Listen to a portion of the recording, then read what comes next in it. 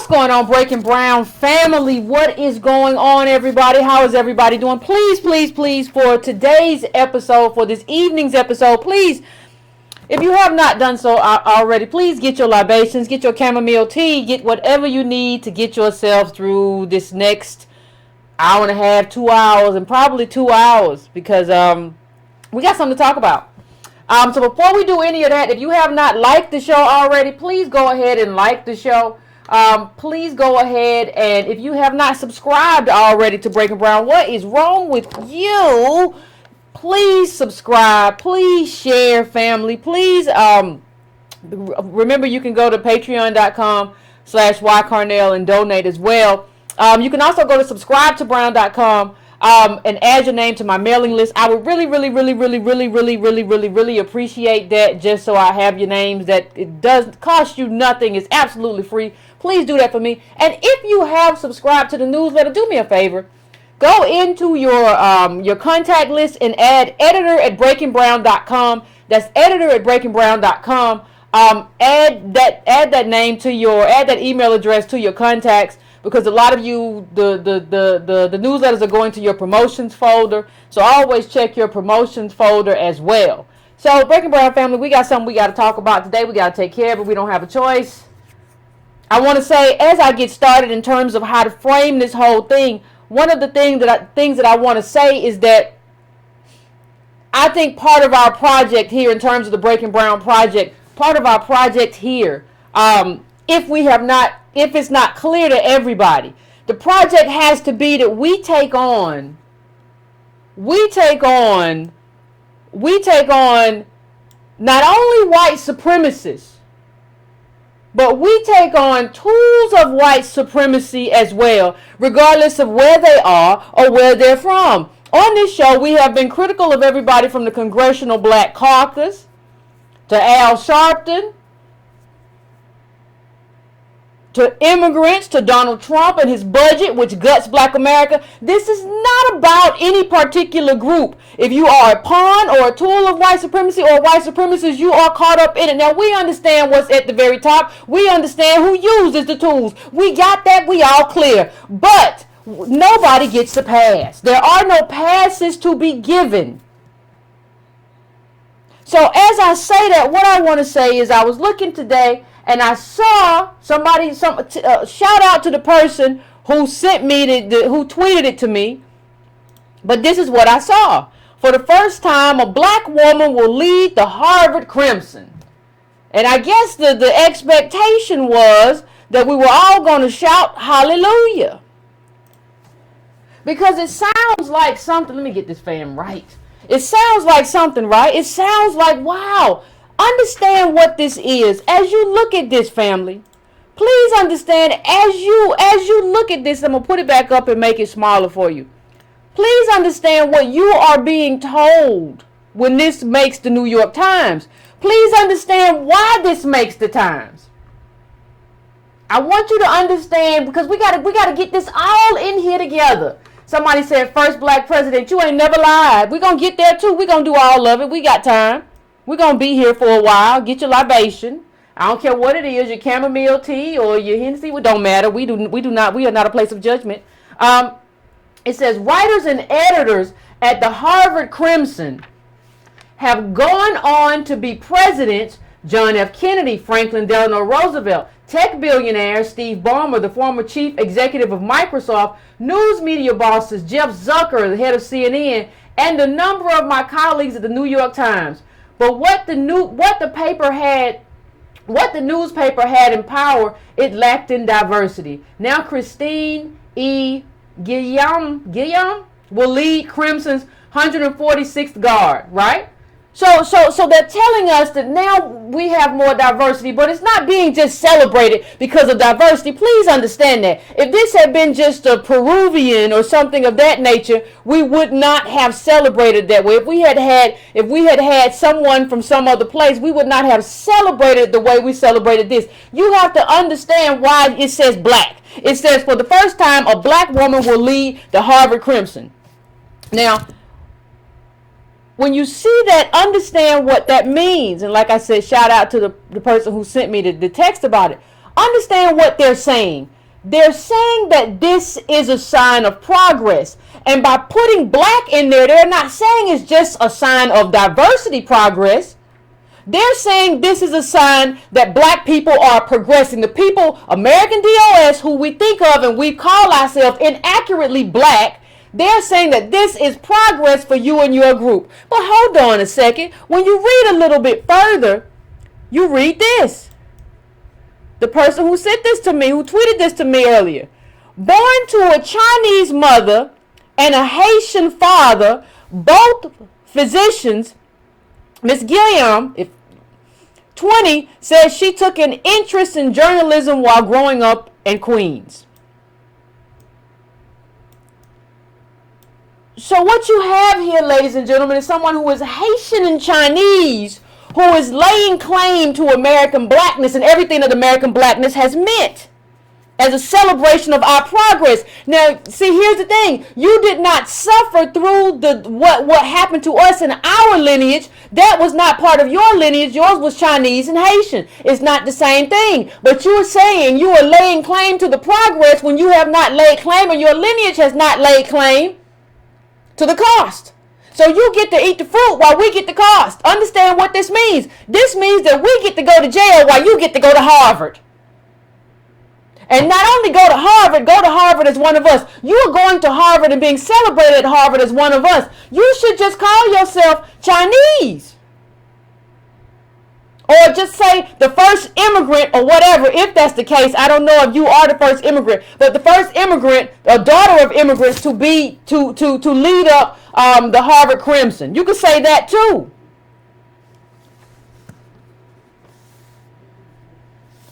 The people, see this, understand.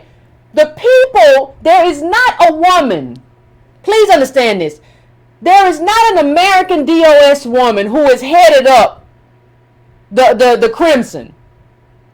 Now understand, there's not, what I'm saying is there's not a woman who has descended from chattel slaves in this country who built Harvard, who has been able to be in her position.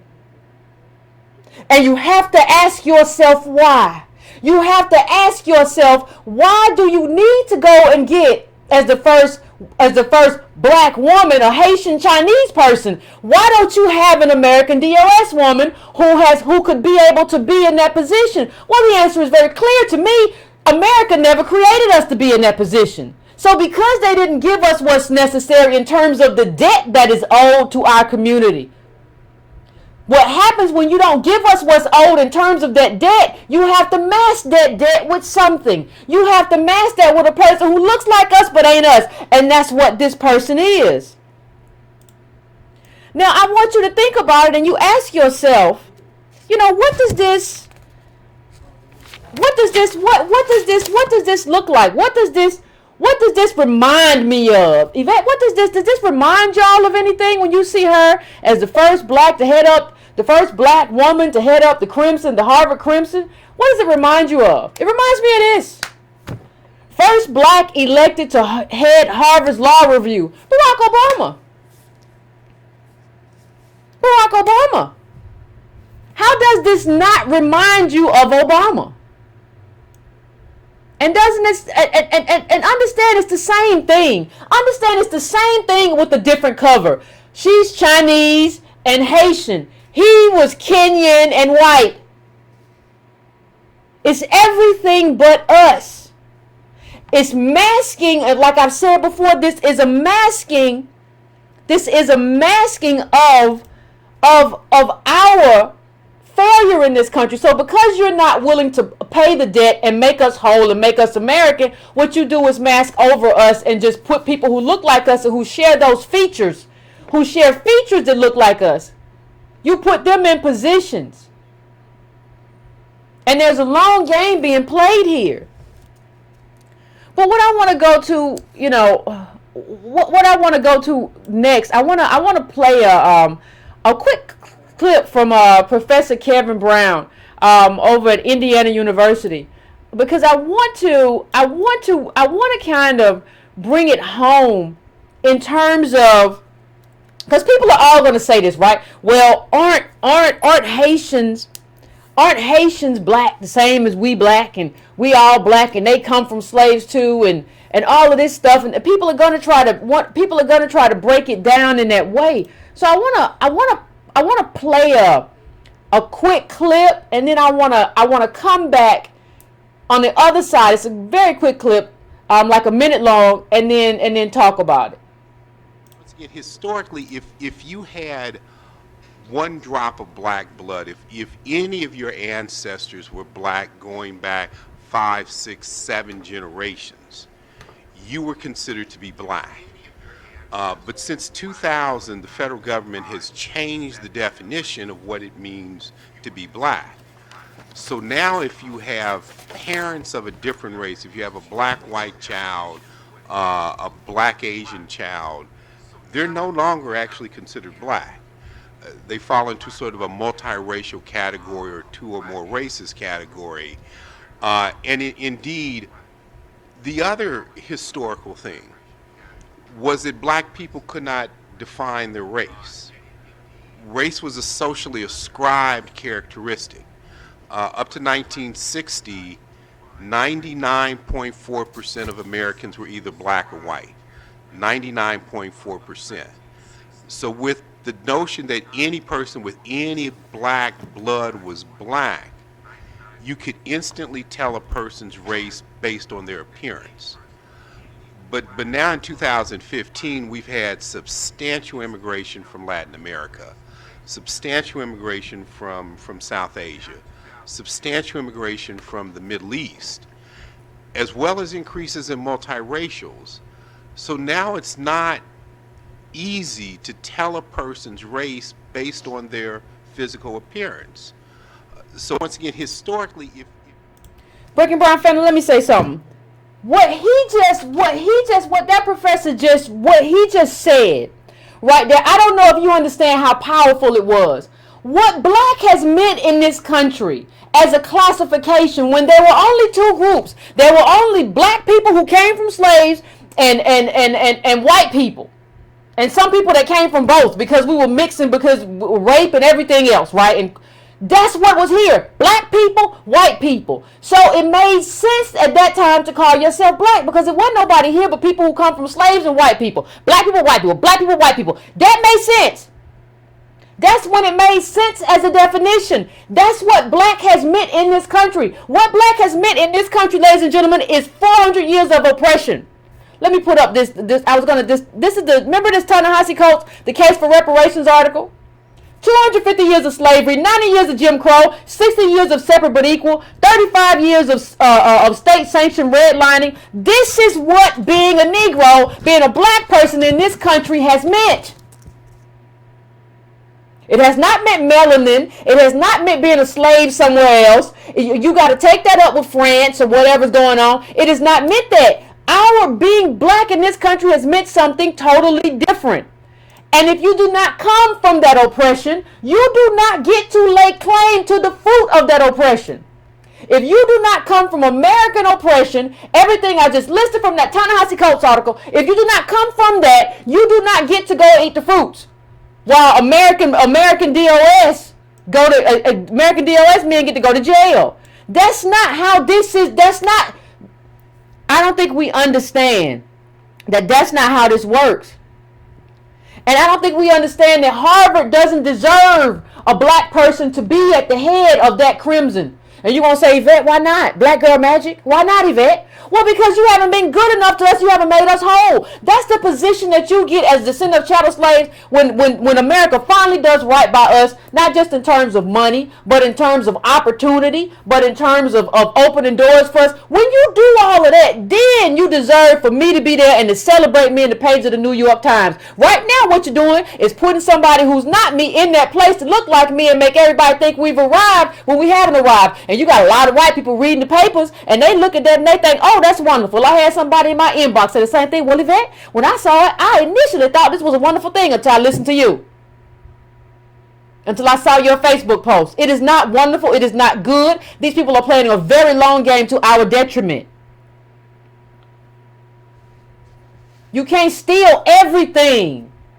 You can't, these people stole everything from us, made us second-class citizens, and instead of making us first-class again and making us truly American, what they've done is just pick some people with similar features but totally different background, 2 physicians as parents, $1 million house that you live in New York, and put her over there and say she's going to be your stand-in. We're going to celebrate that you have made it, even though she's not her and she don't have your background, she don't have your lineage. You might as well be a white person, because in this country, white means normal. It don't mean skin color. White is normalcy. White is a normal background where you didn't get shut out. That's what she is. So you should claim that. When they called you and said, we want you to do this, you should have been like, no, I can't do that. I'm not black in the traditional meaning of this word. My people did not suffer an oppression through this America. They are immigrants from other countries with different stories. This is not my story. You cannot say and call me black. Call yourself other. Call yourself Chinese. Call yourself whatever you gotta call yourself, but do not call yourself one of us. And we need to stop calling ourselves black. We are American descendants of slaves. Black only works in a specific constructs where it's just black people from slaves and white people. When you infuse this community with everybody else, it ceases to be a designation that makes any sense for us in terms of what we're trying to get and what we're trying to do in this country. It makes absolutely no sense. But she's not, the funniest thing is this is a long con played by a lot of people. And people say, what? What do you mean? What do you mean it's being played, by a lot of people? And what do you mean she can't claim black? Don't she have the 1-drop rule? Didn't he just explain to you? That was not a designation we gave ourselves. You got a lot of people. I just talked about Obama, right? And I said he played this con. See, there are a lot of people cloaking themselves in American black DOS. A lot of people playing a long con. She's not the only one. So you had Obama, who was white and Kenyan. He played that con too. He went and cloaked himself in Chicago. And so he could be able to say, I lived on the South Side. I know what it's like. I couldn't catch a cab on the South Side. And so then you got our next descendants of Indians and a Jamaican. Well, I went to Howard University. So you can't say I'm not a black woman and I got a Spotify. With Marvin Gaye and probably Lil Wayne or whoever else. You have to understand, just because we don't play this long game, people are playing this long game. Everybody knows that this is the end. This is how you get in. I'm going to cloak myself in American blackness, and they don't know. They believe we all the same. I know. See, these people, they know that they're using this as an entryway. You have people who are using this as an entryway. And people, who will tell you that this is being used as an entryway? Immigrant allies. We've had a number of them. Go talk to an immigrant ally who really is on the side of American DOS, and they'll tell you. They'll tell you what was told to me. She doesn't even live around, Yvette, she don't even live around like regular black immigrants. That's not what's going on. This is a con. She's basically white. Black immigrant allies will tell you what the deal is. That's who you need. You don't need this. You don't need Kamala cloaking herself. That's not where we are. That's not what we want. I think you have to understand that Kamala went to school in Canada as an Indian, and so she had to come. See, when you grow up, like when you living in Canada, and then you decide what you want to do or whatever, you gotta find an access point for blackness, an American blackness. I'm not talking about generally melanin. You have to find an access point for American DOS. Kamala's access point was Howard University, my alma mater. Barack Obama's access point was, I'm gonna move to Chicago. I've been in Hawaii, sleeping up under coconut trees. I've been in Kansas. I gotta come to Chicago where black people are, get myself around some American black DOS people, let that stuff rub off, get myself a black pastor in the way of Jeremiah Wright. I'm gonna do all of that, and I'm gonna cloak myself in American blackness. I'm gonna normalize myself in this country, and then I'm gonna give black people my butt to kiss. American DOS people when I finally get elected. It's a real smooth con game if you really pay attention to it. They playing a long game. They playing a very long game. It really shouldn't take me doing this show for you to understand that they stole your life and what you were supposed to get and gave it to her. They stole your opportunity and gave it to her. And see, people say, well, Yvette, what does it mean? I mean, how come she just can't go and just do her thing over at the thing and at the Crimson? And you know, that's fine. Why does it matter to me? I want you to understand what I just said in this article about what these people where she is in that position that she's in, what they have gone on to do in their lives. Understand that when Obama became head of the Harvard Law Review, understand what that meant for him. This man became president. Understand that you are giving away positions that lead to power plays in this country, that lead to huge opportunities in this country. You are giving them away to groups that are not your group. Now, here's what I will say as well. Here's something else I will say. Here's something else I'll say to you.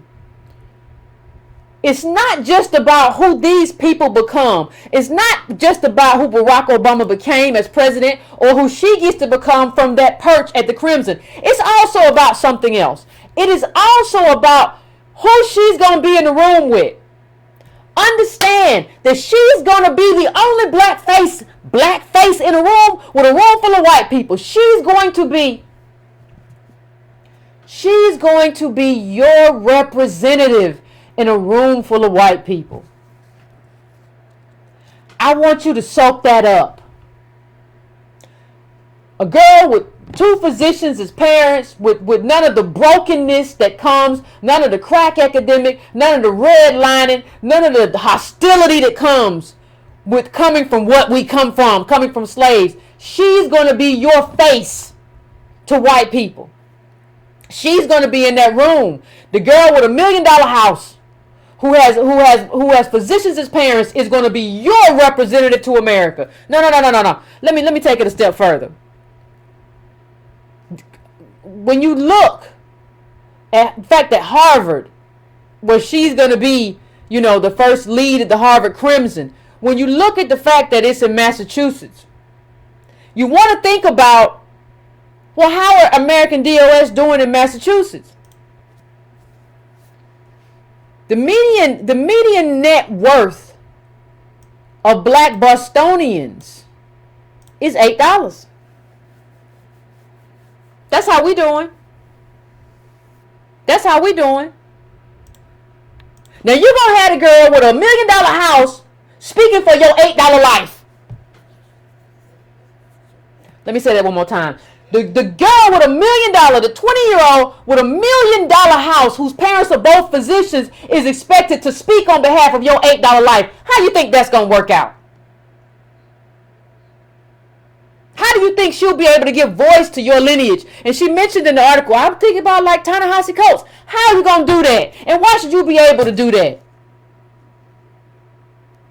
Ta-Nehisi's from Baltimore, had a daddy who was a Black Panther. All that stuff. What makes you think that should be your role to speak for me, given your life? Why don't you speak for Chinese people? Or why don't you speak for Haitian people? Or Toussaint L'Ouverture? I understand you grew up here, but that's not enough. That is not your lineage. It's not enough to just you be here. No, your lineage, this failure is not baked into your life. And the freedom of American DOS in this country is not purchased with your people's blood. And you're not descended from slaves and slave masters. It's not about being mixed. It's about what being mixed as an American DOS person means. It's about what that means. It's about the cost. We can no longer bear the cost while you eat the fruit.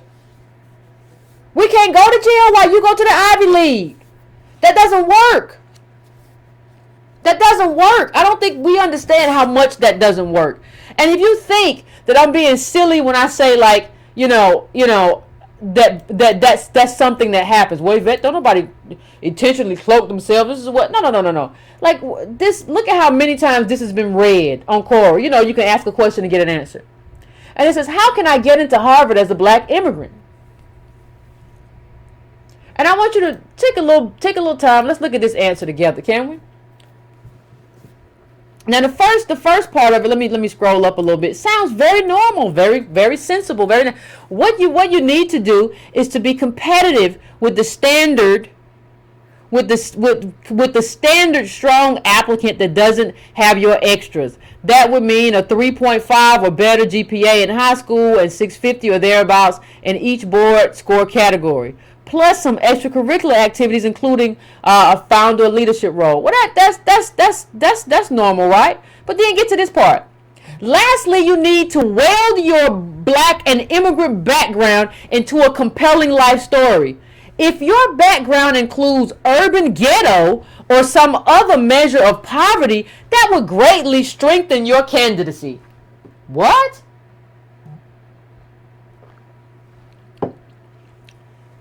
If your background includes urban ghetto or some other measure of poverty, that would greatly strengthen your candidacy. And understand that the person who wrote this went to Yale in 79. They weren't just writing this. They weren't just saying something. They went to Yale in 79 based on this. What that person was saying is basically you need to cloak yourself in American DOS in order to get into these Ivy League schools. You're going to have to play a long con game. It's not about just doing well on tests. Cloak yourself in that. Whether you say, whether do what you got to do, say what you have to say to cloak yourself. And that's why we have the numbers that we have. That's why we're in this situation right now. Harvard has more black students than ever. But are they African American? Meaning, are they American DOS? No, they're not. Like, what is it, like half now are black immigrants?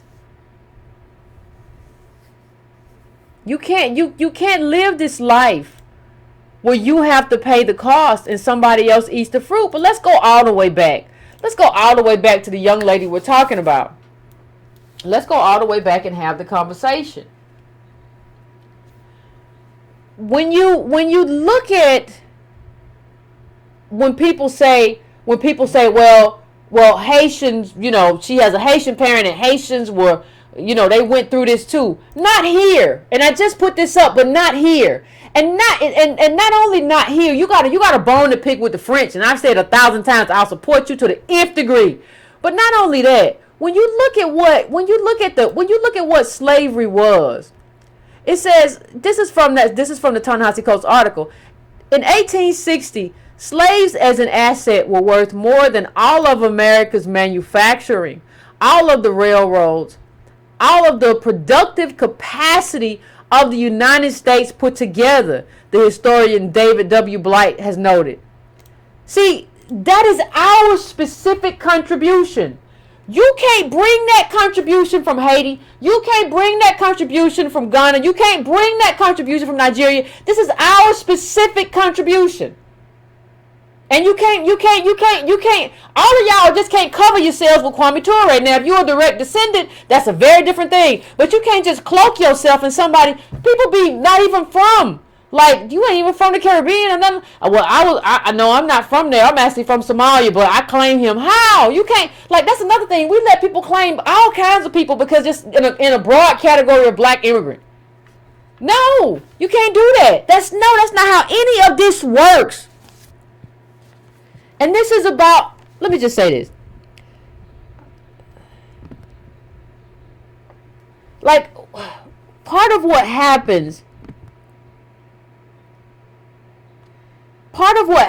is that when you inject this into our community and everything, it creates a confusion. It creates a confusion. And you have people in all of the black communities, be it Chicago, be it Louisville, be it Atlanta, be it Detroit, who've never left their community and cannot even make it to Harvard because of our severe limitations. America and Harvard needs to deal with that limitation. You do not get to just wipe over that limitation. You do not get to just wash over that limitation because you can just put a brown, a light brown, a dark brown, or whatever face on it. You don't get to do that.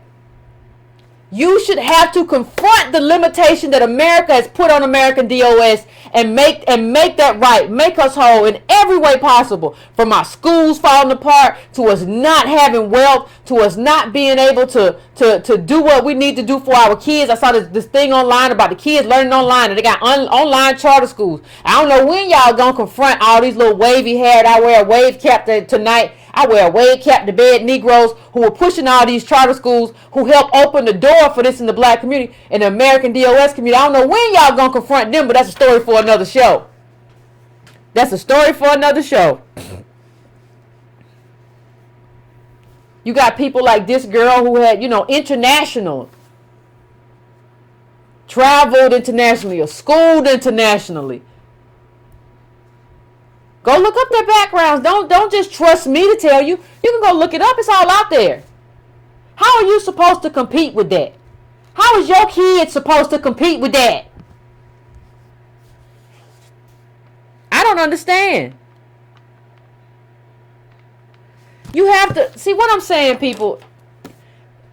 What I'm saying is that these elite, what you're talking about right here is a group of elite immigrants, right? Or children of immigrants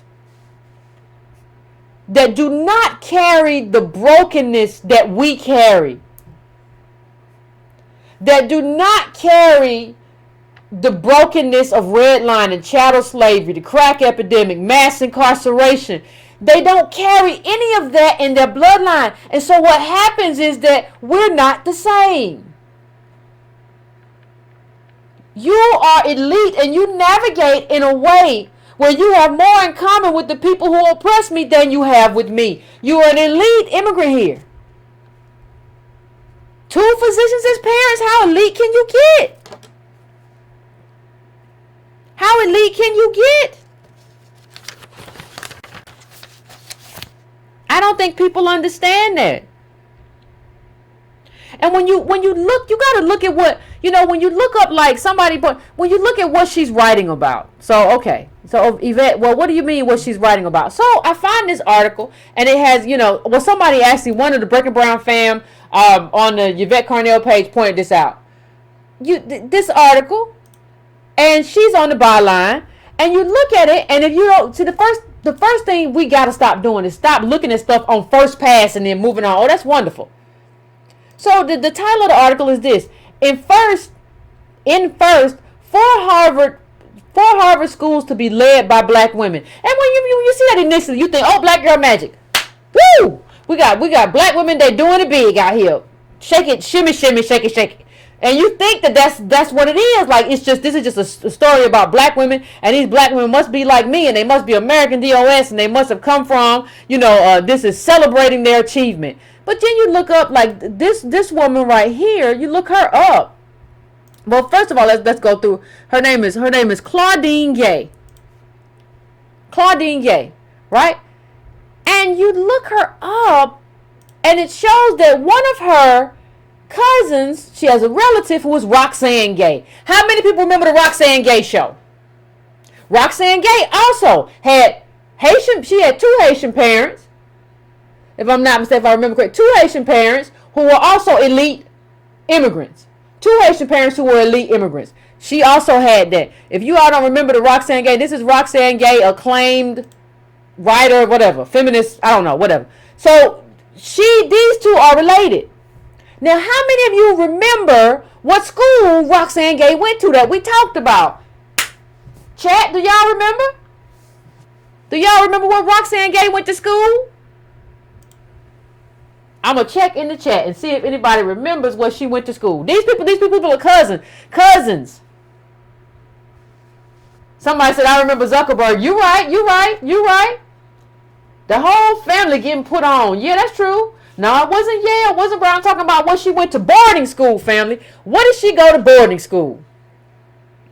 You got to remember the name of these little schools because they'll sneak this stuff in on you. Okay, this is where she went to boarding school. Phillips Exeter. Just like Roxanne Gay. Roxanne Gay went there, she went there. Now, what do we remember? What do we remember about Exeter?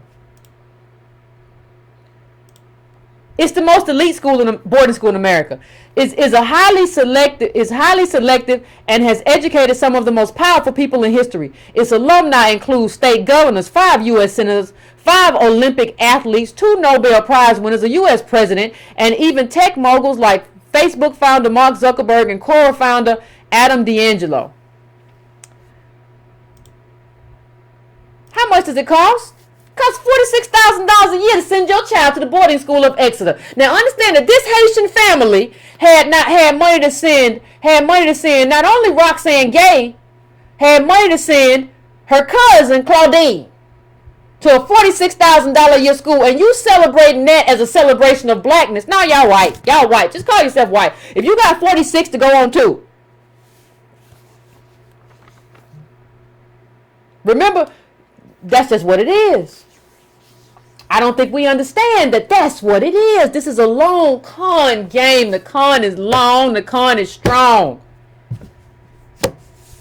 These are elite people from elite black backgrounds who are claiming blackness, and not just blackness in terms of melanin, American DOS, and being celebrated. You should be celebrated as just an immigrant or other, or as a white person, because in this country white means normal. That's why people can become white. That's why you saw a lot of ethnics who before were seen as something other than white who became white. That's why you see a lot of Latinos who can hit that curve and become white. It's not a static place. It's just whether or not you're able to become normal. So in terms of normalcy, you're white. Why are you being celebrated as a black woman? I don't get it. Now, remember, I want you to case this. I want you to put this in the context of what Duke University Professor Sandy Darity said about having a conversation with some people in admissions who said they like these immigrants because they are apolitical and they don't want to cause a fuss. Even though everything we have in this country is because we as American DOS bled and protested and rioted in the streets. So that's what it's for. But you get to select these people. You shouldn't have a choice. They shouldn't be available to choose from. But second of all, remember the Thornhill study. Professor Thornhill did a study. He was on Antonio Moore's show. And he said that they're not looking. They're weeding out people who, American DOS who care about race and racism. They want you to be just on gender, or they want you to be raceless, or they want you to just talk about environmentalism like Van Jones or whatever. That's what they want. So you have to look at this and understand that this is a con. You know, Exeter as a school, when you talk about this school that they went to, what you have to also understand about this school is that they only have like a few slots, right? For black people. And white people ain't out here making distinctions. They got a few slots for black people. That's it.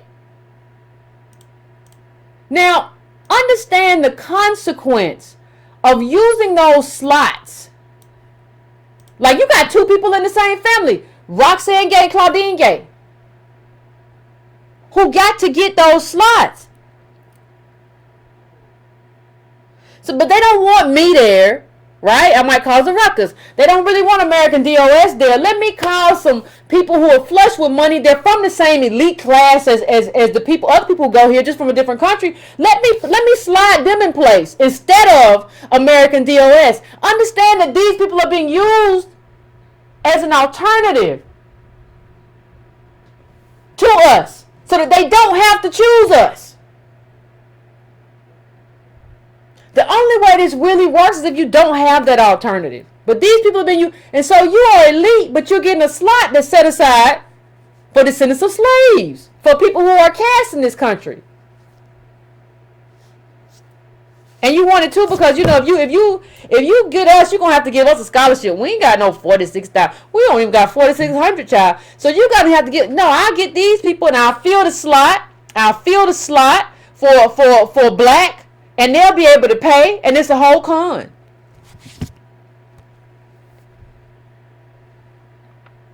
You have to understand. You have to understand, like, how you know. Like, well, Yvette, how do you know they're elite?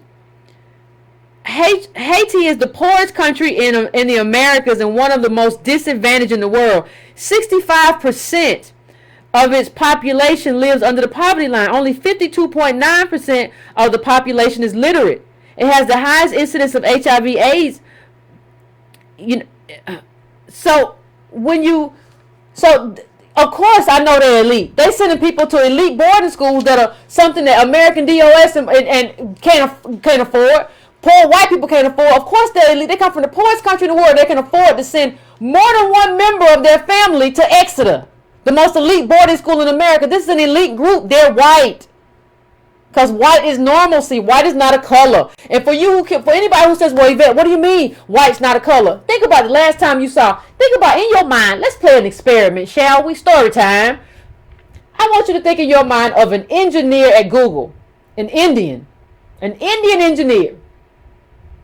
And think about that engineer as he walks through his day, as he goes to get coffee and then goes do his work. Does anybody think of that Indian engineer who's darker than me, darker than you, darker than most of y'all? Does anybody think of that Indian engineer as a black person?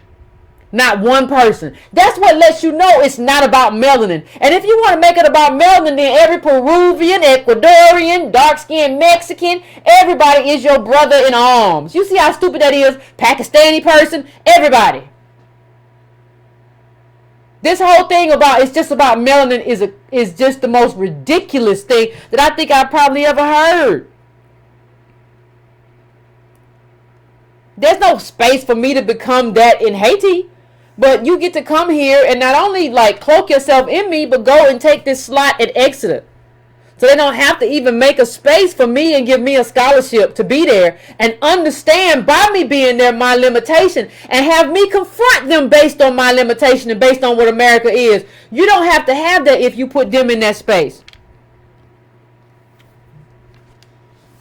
You know, I was reading something that says in Haiti, foreigners may not own more than one residence in the same district or own real estate without authorization from the Ministry of Justice. Land holdings of foreigners are limited to 1.29 hectares in urban areas and 6.45 in rural areas. Everybody understands nationalism, but us, we can't even go over there and buy up a bunch of property. But you can come over here and do everything. Everybody gonna learn, though. It's all right. We don't understand not only our tribalism, we don't understand nationalism. And we don't understand why our nationalism in this country. You don't have to be racist or be anti-brown or black to understand that countries are supposed to have borders. And this country, specifically in terms of American DOS, this country hasn't done right by me. You don't get to go run off and do whatever you want to do when you haven't done right by me and made me whole. You don't get to flood my community with immigrants and create more competition for me if you haven't done right by me. And let me just say something else. Anybody who ever wants to get serious about immigration needs to get serious about foreign policy. Because other than that, you're dodging and you're just helping white capital. Because white capital likes nothing more than a bunch of vulnerable workers to come over here and work. Because you're not talking, these other people are elite. When you start talking about the people that are not elite, you're talking about them being taken advantage of by white capital. If you want to deal with that, deal with foreign policy. But that's still not the people we're talking about. We're talking about an elite group of people. And nobody wants to deal with that. And nobody wants to deal with the fact that we are indeed different. I'm just gonna play a quick clip, the last clip from the professor that I played earlier, Kevin Brown, in terms of from Indiana, in terms of because I really want you to understand what Professor Kevin Brown is saying. He's from Indiana University School of Law. I really want you to understand what he is saying in terms of just bringing home exactly why and how we're different from other groups. And I said this before, like if you want to build any kind of alliance, it has to be built on interest and ideology or whatever, not based on some kind of shared blackness or we all got melanin. That's just ignorant. So I want you to listen to what he says, and it's only like 2 minutes, and then we'll come back and discuss. There's some very distinct differences between the cultural identity of black immigrants and the cultural identity of African Americans. Black immigrants immigrate to the United States for the same reason everyone else does. They're optimistic about coming to the United States. Their home culture or their cultures are indoctrinated into them in their home society, not in the United States, and not influenced by the history of the struggle against racism in the United States. Indeed, as I indicated earlier, I have been to Africa 10 times, South Africa 4 times. So when I'm in South Africa, I'm a black immigrant in a country with a history of racism of black people who are not my people. So when I'm in South Africa, I don't see myself as connected to the black South Africans. My concern is for my African Americans back home. And whites interact with me very differently than they interact with native South Africans, black South Africans. There's no history of discrimination against us. We're good friends. We can joke. They don't worry about what they say. I don't worry about what I say. And this is what's going on with black immigrants in the United States as well. They're simply having a very different experience with race than your African Americans. And of course, their percentages are increasing in fairly significant numbers. With respect to black multiracials, the research on the racial identity of multiracials tends to show that black multiracials have a very different racial identity from African Americans. They generally tend to fall into one of 3 kinds. One, they either assert that they're multiracial. Second, that they'll assert that they're black. Or third is that they will assert that they're just simply beyond race. They're non-racial. They don't think about race. They don't consider race. Indeed, a few will even take the white ancestry or Asian ancestry. And there's some very... You see, Breaking Brown family, it just is what it is, and I don't think he said black people who are not my people. Everybody understands this. Everybody, like, people don't become like, you don't hear people talk about, even when I talk to black immigrants who are cool people, like, they don't talk about themselves like for the most part, like, I'm African American, or they understand that like my stuff is Nigerian and my stuff is Ghanaian. I'm Jamaican or whatever. Like, and they appreciate that culture. And that's okay. But like, the minute you try to carve out and say, well, we're different. I was reading somewhere about when you go to like Norway and a lot of these countries, and somebody asked, well, is there racism there? And it was on like this blog or whatever. And the answer was, well, no, it's not racism. It's people judge you based on nationality. So if you come from a poor country, whether you come from one of those poor European bloc countries or a poor black country, people are kind of standoffish.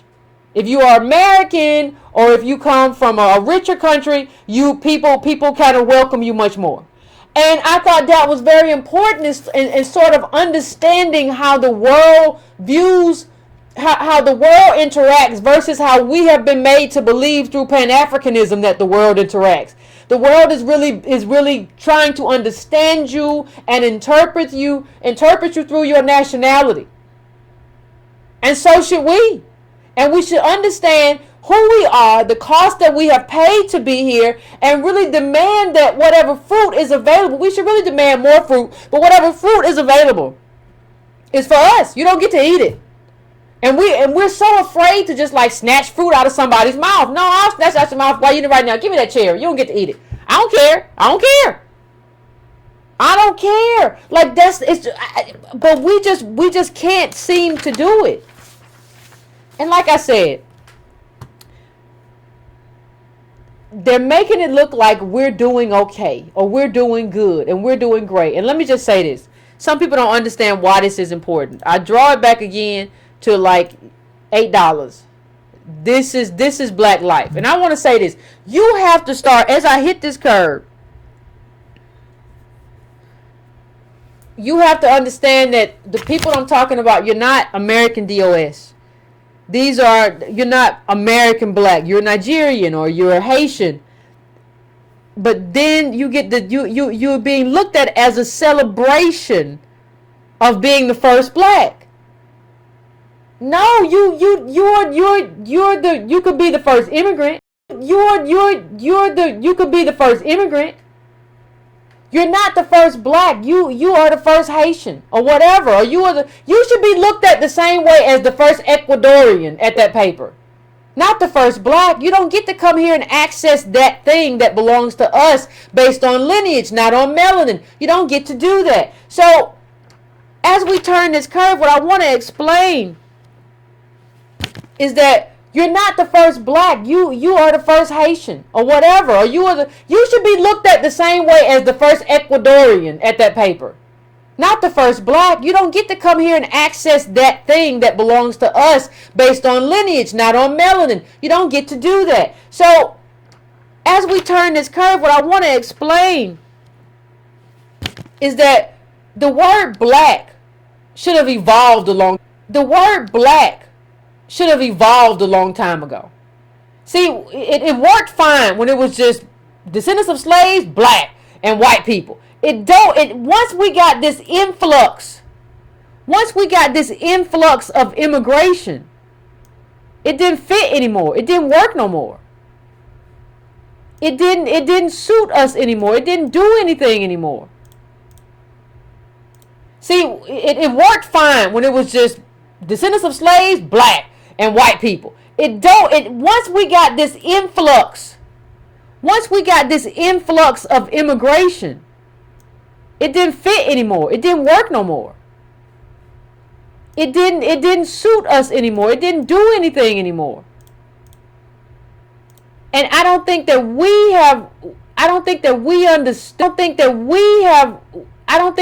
understood the limitations, and we didn't work to have that word evolve. Right? And that's going to be a problem for us.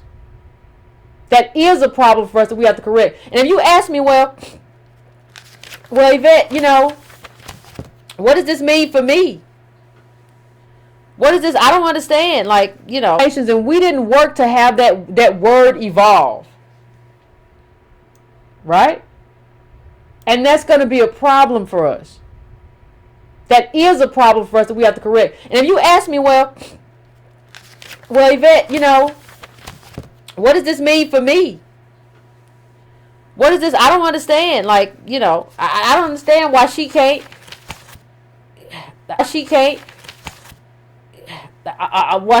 just do what she do, and it ain't going to affect me or my life.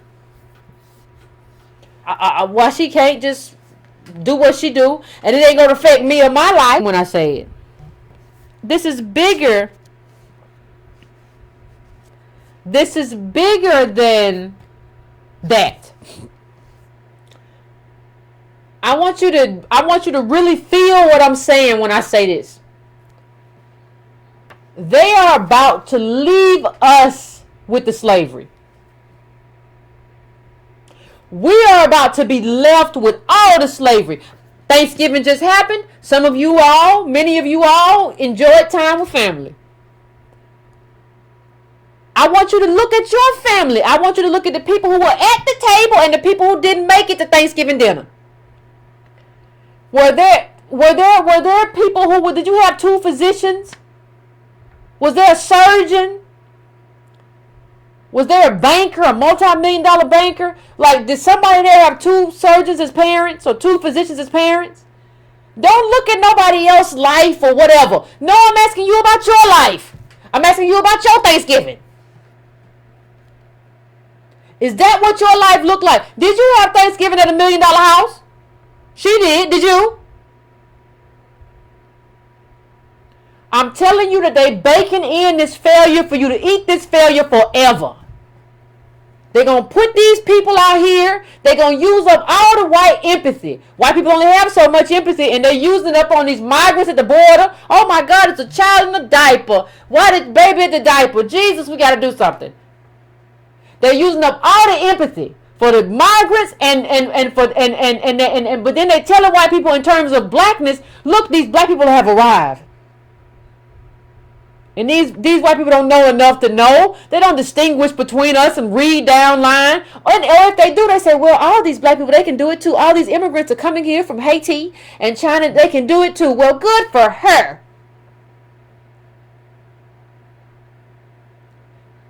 They're going to leave us with it. And they're going to bake in all the failure and all the dysfunction into American DOS. So when your kid don't have no opportunity, when he ain't got nowhere to go and nothing to do, when your daughter don't got and don't come back 10 years later like, Yvette, you were right. This is it. You either do it now or you don't do it, or you get somewhere and shut up and do whatever you got to do. That's what you got to do. This is what life is going to look like for us. They're going to shovel all the garbage and all the failure on us. And let somebody else eat the fruit. And they're going to bake it in. And let me tell you something else. Don't say to yourself, well, I had a daughter and she went to college, but she didn't finish. She could have been like that girl at the thing. No, she couldn't have been, because you her mama and you her daddy. She was never going to be like that girl. She didn't have two physicians as parents. She had slaves baked into her background, and she had a daddy like her daddy, and a mama like you. How is she ever going to do what you talking about? Do you not see yourself in the mirror every day? Oh, well, I had my son, he could have, he was real smart. He really could have been to Harvard or whatever. You don't know what you're talking about. You on a 3rd grade reading level talking about your son could have been there. And you ain't on no 3rd grade reading level because you did something wrong. You come from slaves. Your parents were sharecroppers. You didn't have nothing. And you talking about your son could have competed with somebody who had two physicians as parents and be flush with money in $1 million house. What are you saying? Stop blaming your kids for slavery. You got to be ashamed of yourself. So many of you.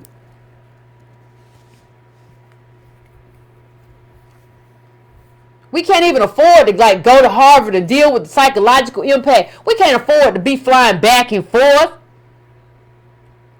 We can't pay for meal plans at Harvard, and Harvard saying that now they're going to kick you out if you steal food and all that kind of stuff. Yeah, because everybody paying, because they don't have us there. If they had us there, we'd be like, we don't got no money. What you mean you going to kick us out? But we're not there. We're not represented today. We got a few black respectability, like 4 or 5 black respectability that still got, and then all of this.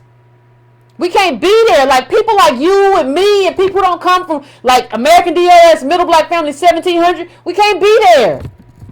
And Harvard don't know we can't be there because we've been replaced with everybody but us. I don't think we really understand what a problem this is. I don't think we get it. And so, I don't think we get it. I don't think we understand it. Obama got to at least be able to say his daddy went to Harvard. And Obama, he was so slick. Obama probably used it differently. Like when he was around white people, he probably said, my daddy went to Harvard. When he was around black people, he was probably like, yeah, I ain't had no daddy in my life either. Just playing off of our brokenness. Slick stuff like that. Like that's how we get played. These people run a game. People be running games on us all the time. Long games. Because we don't play long games. We don't even know. We just walk around thinking everybody's a brother or a sister or whatever. We all in this together. We all in this together. While we in tatters.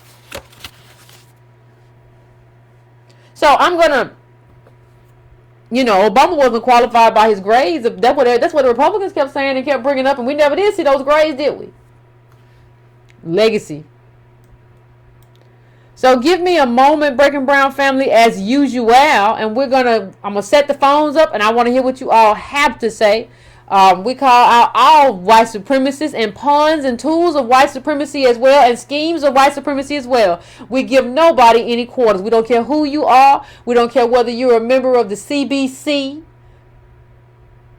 or whether you're an elite black immigrant. Everybody gets it here. That's just what it is. So before you call up here, just understand who we are and what we do here at the Breaking Brown Project. Thank you very much. Okay, we setting the phones up, fam. Be back in a second.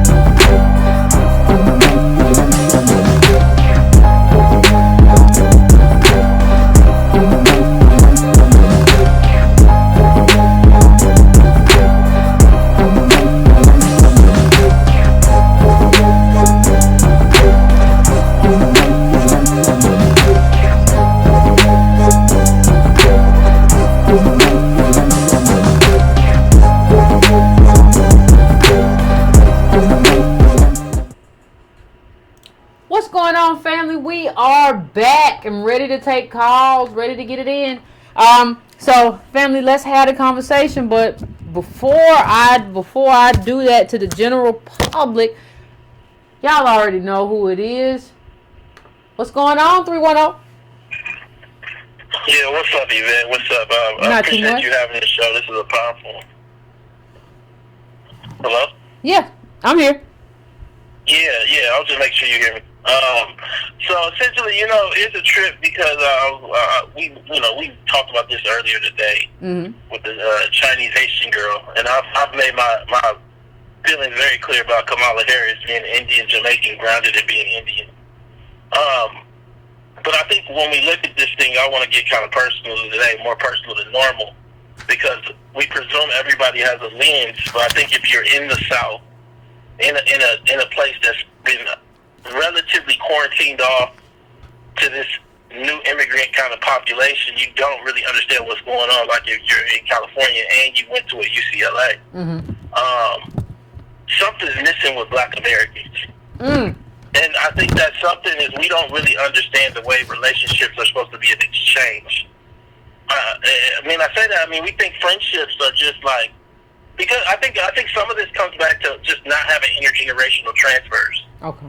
And also being able to still, through affirmative action and programs and timing, produce kids that went to college.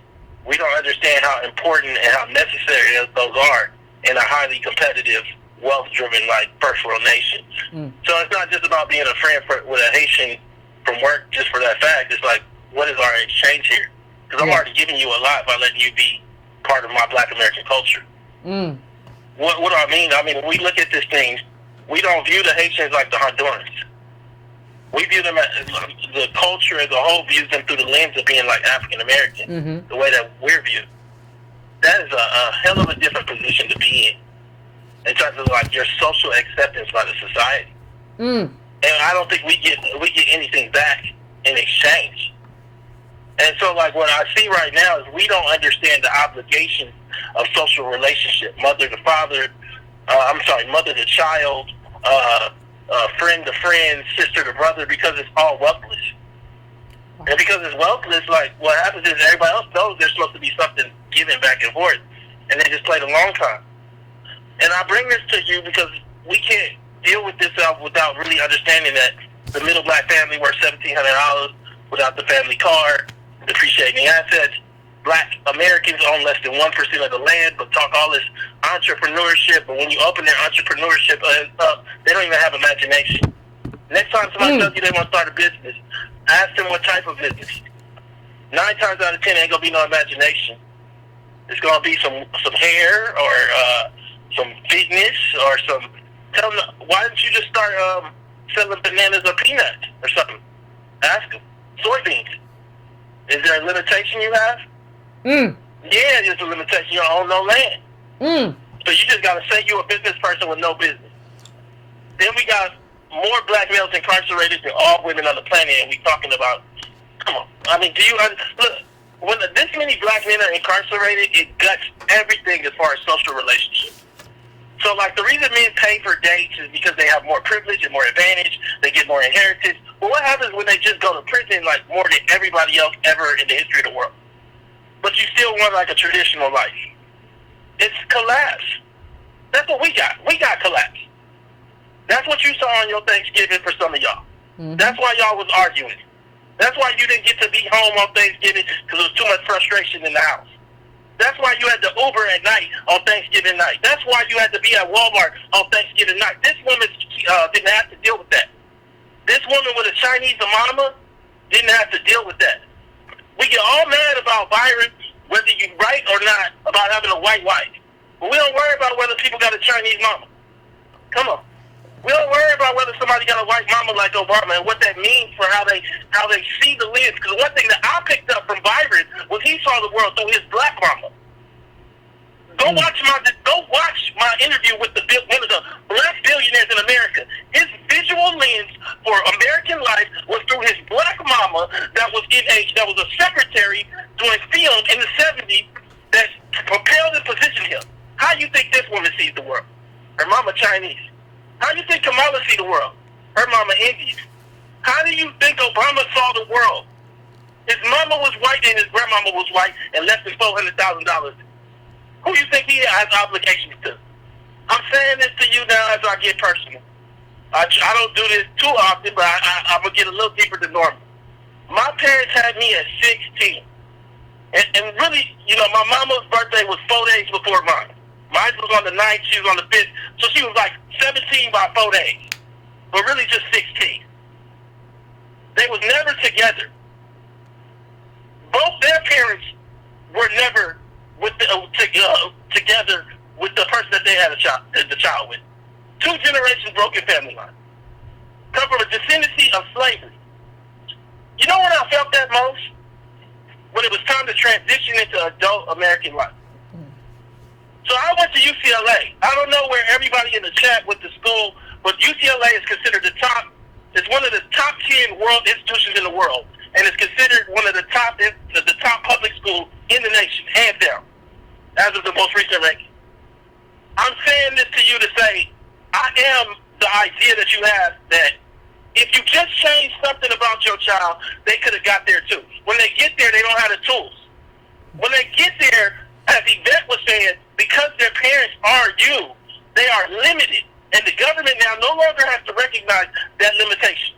What do I mean? Let me get personal again. This girl is a problem. I went to school with a girl like this girl. Because what happens is, I'm in the room, she's in the room. I say that black people don't have much. She says black people have enough. I'm talking black people, DOS, she's talking diversity. What you think these white people at UCLA or Harvard want to hear? What you think they're going to do to my voice? You allowing her in the room undercuts everything that I want to do politically for you. I'm telling you this on a personal level because I've been there. Understand that Obama is the same age as my pops. Understand that this woman's daddy is 2 years younger than my pops, and she's, 20? Yep. I'm not dealing with whether there was personal good or bad choices. I'm telling you, my pops was in the middle of L.A., dope-ridden L.A., just like Freeway Rick in my documentary. Obama was in Hawaii. This is some craziness that black people have allowed this to happen. Understand that when you talk about this legally, in terms of let's just talk about it in terms of a lawsuit. A class action looks for the perfect plaintiff. The perfect person to bring the claim. I would be the perfect person to bring a claim against America because I did everything that I'm supposed to do, but because of what America has done, I can't access it. But you know what? We don't got the damage no more. We don't have a clear, concise reality that black people are not getting access because they covered it up with Obama, Kamala, and this girl. Without the damage, we can't bring these lawsuits. Let me be clear. We need Harvard to have no blacks just the way it actually has no blacks. No DOS. Because then you can say, in a lawsuit, like the Asians agreement, there's no DOS at your school, we need to figure out why. Well, when you got a Haitian and Obama and Kamala, you don't have to really deal with that. We got these people. And they willing to come in the lawsuit and say that you're the problem. Y'all not ready for what's coming because they're going to leave y'all with this slavery. I think we really are too far along already. I'm telling you, me and Yvette been traveling the country, and some of y'all, I respect y'all. Y'all come up to us with your stories. Y'all got kids that went to good schools that's driving Uber. This is all tied together. This woman's parents, she got a Chinese mama. Come on, man. She got a Chinese mama and she got an Haitian dad, and we talking about her as the first black editor at Harvard. There wasn't no other black DOS women before her that could have taken that position, that could have used that status, that could have framed this. See, we used to think that education, when we get these things, is for the greater good of the race. But because we have individualized it all, what's happened is we think it's just for that person. And it's not for that person. I didn't go to UCLA for me. When I do these shows and stuff, I don't make no money from this. This is just what I do at night. This is just my social giving back to the community and what I want to be part of. What are you doing at night?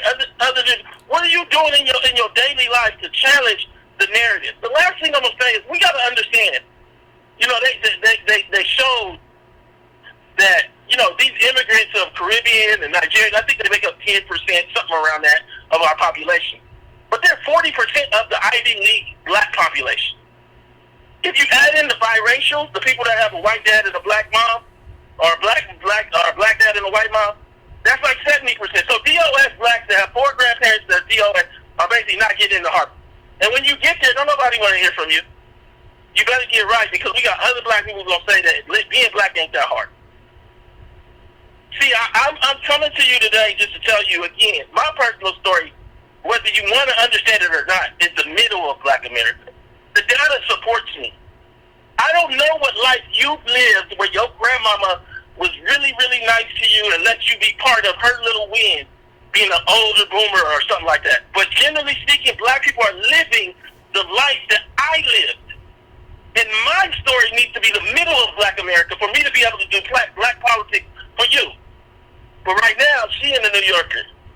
And God help you if that's all we get in the public forum. All right. Thanks, so I appreciate it. I appreciate it. Your personal. I mean, yeah. This is our story. Like, this is the story. This is our story.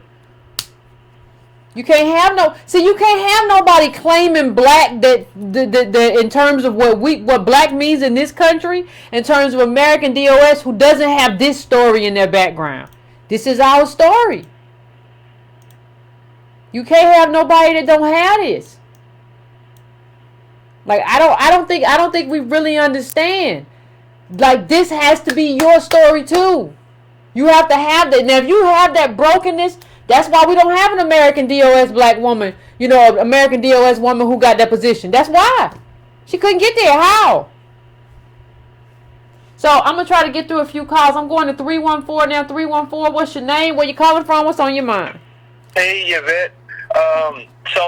I'm glad that Tone called in, because he is saying what I had a conversation with my family members on Thanksgiving about. They were telling me that people are people because, I've been kind of trying to talk to older boomers in my family about the conditions that younger millennial blacks face because of our lack of wealth, our lack of access, our history in this country. And they sit there and say, "Hey, no, we're just like everyone else." And I bring up things like, immigration, open borders, things that you talk about. And I'm just glad that you're showing that we're being replaced, we're being shut out. We face mass incarceration. I mean, it's in our families, missing fathers or women who work 2 and 3 jobs, but they still barely have enough, to put food on the table and get evicted. And we're get evicted. Replaced. Black women get evicted at very high rates because of laws that are in place to allow us to get evicted. But yeah. Go ahead. I'm sorry. Yeah. Oh no, you're okay. But what I was told is that all people have issues or all people have problems, and what I'm getting from older black people is that when people like you and Tone and Dr. Claude Emerson and all of these other individuals point out that we're in trouble and that we're in it, I don't want to say we're in a subpar position in this society. A lot of black people who have made strides individually will come back and say, "Oh, well, we have Oprah, we have Jay-Z." They don't look at the common black person and see that person is doing everything right, but they're still struggling. And you can have a mediocre white person who doesn't have half the talent or have the work ethic make it because they have the privileges of access through an uncle or through a dad who's a VP somewhere. So I'm just saying I'm glad that you're doing this show. Thank you. And I get called anti-immigrant or anti-immigrant too because I feel that our issues haven't been corrected and we haven't been given anything for what we have given to this country. And people are talking about us, being a failure, but that's what they placed on us.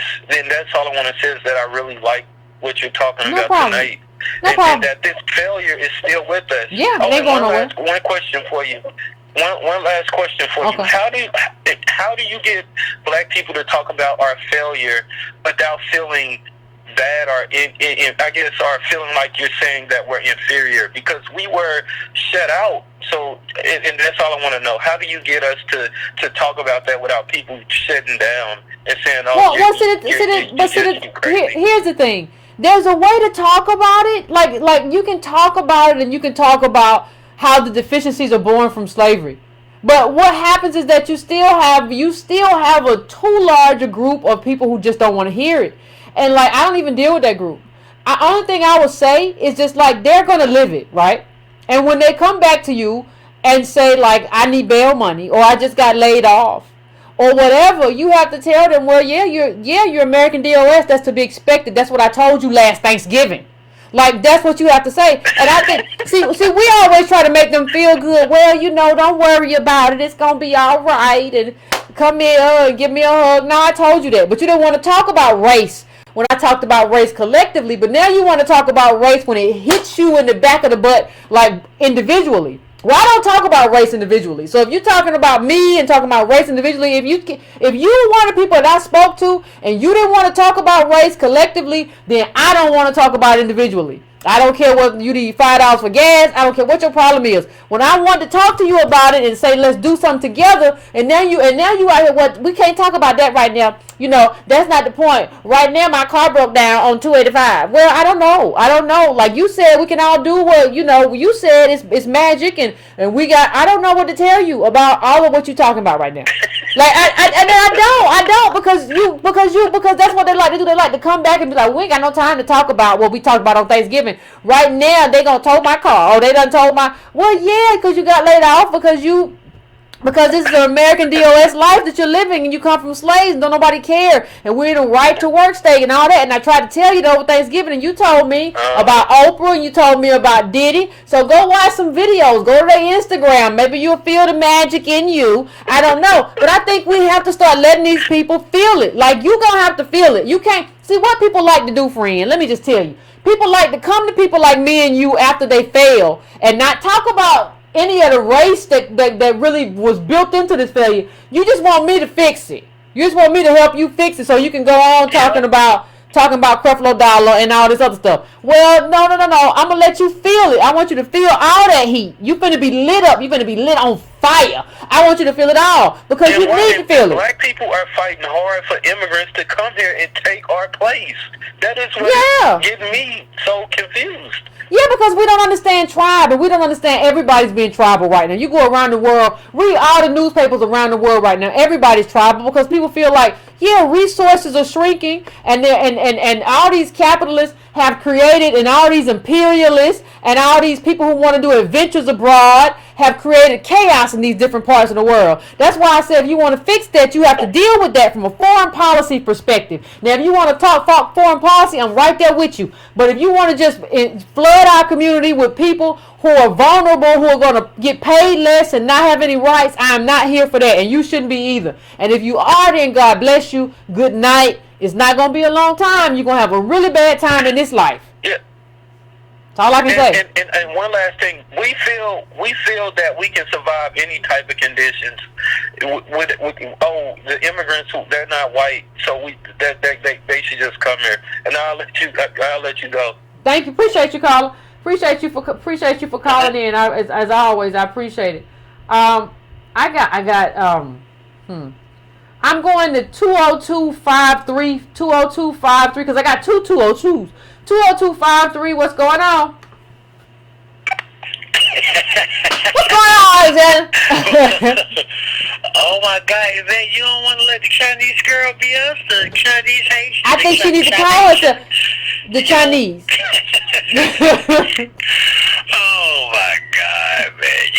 Yvette, full disclosure, I wrote my dissertation on affirmative action, litigation in higher education. Almost 20 years ago, Yvette. Where was you at then, Yvette? I needed you back then, Yvette. You know where I was back then, Alexander? I gotta write it over because I just didn't understand these issues 20 years ago like I understand them now. Neither did I, Alexander. I was stupid 20. You wouldn't have wanted me 20 years ago. I didn't know nothing. I was stupid running around pro-immigration doing all kind of stupid stuff too. I wouldn't have been of no help to you 20 years ago. I just was sitting here reading it like, man, what the hell was I saying? Well, anyway, if anybody has not read it, I would really encourage everyone to go back and read the first case to be litigated, the first affirmative action case to be litigated, 1978, University of California Regents versus Backey. That is the decision that gives you all of this stuff we got today, Yvette, with, in particular in the higher education setting, of immigrants being allowed to replace us. In that decision, it was the first time affirmative action was litigated. In that decision, there was a three-way split. The conservatives said we don't need affirmative action and race-conscious preferences are unconstitutional.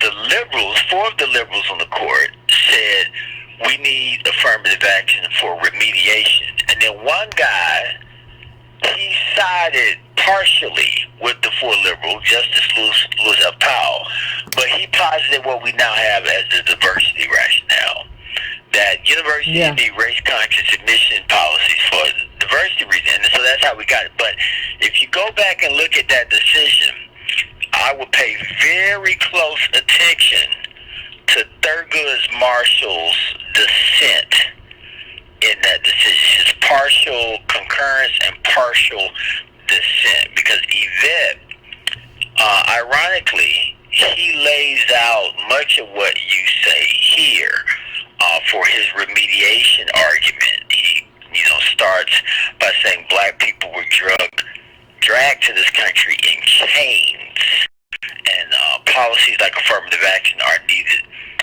to remedy that. And so it's a very important decision that sets out much of the arguments we're having today. Because as a consequence of that decision with the diversity rationale, we get people like V.J. so-called Ingham. Remember him, Yvette? The brother of Mindy Kelly. I remember, yeah. The Indian guy who went to medical school on affirmative action, posing as a black man. We get Kamala Harris. What her aunt say, Yvette? Her aunt say everything Kamala has and everything she has done in this world, she owes to her Indian mother. That's what she said. That's what she said. She sure did. And so when you look at, even look at Dr. King, there have been 3 representations of Dr. King in the last, 10, 15 years. There's a statue at the Georgia State Capitol that was done by a white Lebanese man, I believe. There's the statue at the on the National Mall. That one was done by a Chinese man. And then you got the representation of him on film in Selma, which was done by a black Brit or a black Nigerian, Debbie Oyewelo, and the woman who was also Nigerian. So every depiction of Dr. King in art and on film in the last 10, 15 years has not even been done by somebody of his own ilk, of his own tribe.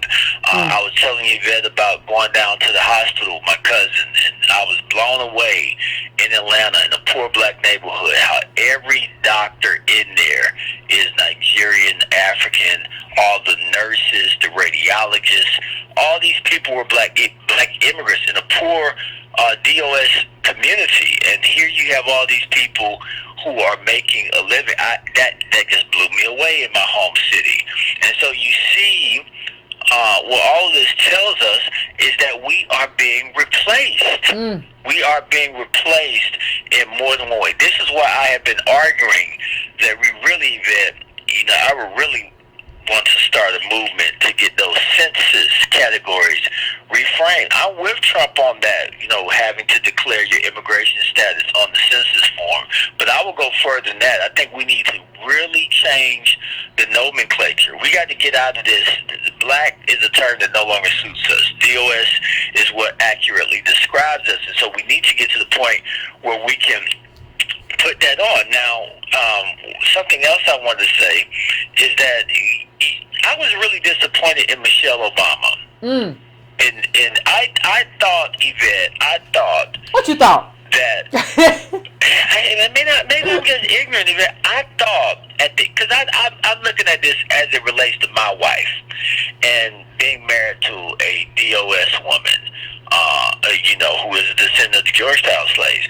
And I'm thinking about there's certain stuff I could not do in this world and lay down in the bed in this house and have peace, Yvette. Like, it's certain stuff I just could not do. She would be like, that's a bridge too far. So I just believed, I used to believe, that at the end of the day, Barack Obama's deficiencies would have been shored up by Michelle Obama's, or Michelle formerly Robinson's, her DOS experience. So I was very disappointed. I mean, even all the way back to when we were trying to fight to get a DOS woman on the Supreme Court, Michelle didn't lift a finger. She didn't lift a finger. That's a whole nother. It's almost like Barack. You can understand, but let me leave you on this. So let me leave you on this. I want to wrap this up. All right. So at the end of slavery, man. At the end of slavery, there was this man. His name was William LaPrey Houston. And William LaPrey Houston had a son, had a junior, William LaPrey Houston Jr. Now, William LaPrey Houston was he was a slave. He had his son while in slavery, shortly after slavery. And after slavery, his son somehow managed to become an attorney. And not only did he become an attorney and build a successful law practice for a few decades, but he also had another son. And that son was born in Washington, D.C. And that son fought in World War I. And that son went off to Harvard University, went to the law school, and he became, in 1919, the first chief editor of the Harvard Law Review. Mm. Did y'all hear that? Did y'all hear what I just said? I'm going to say it again.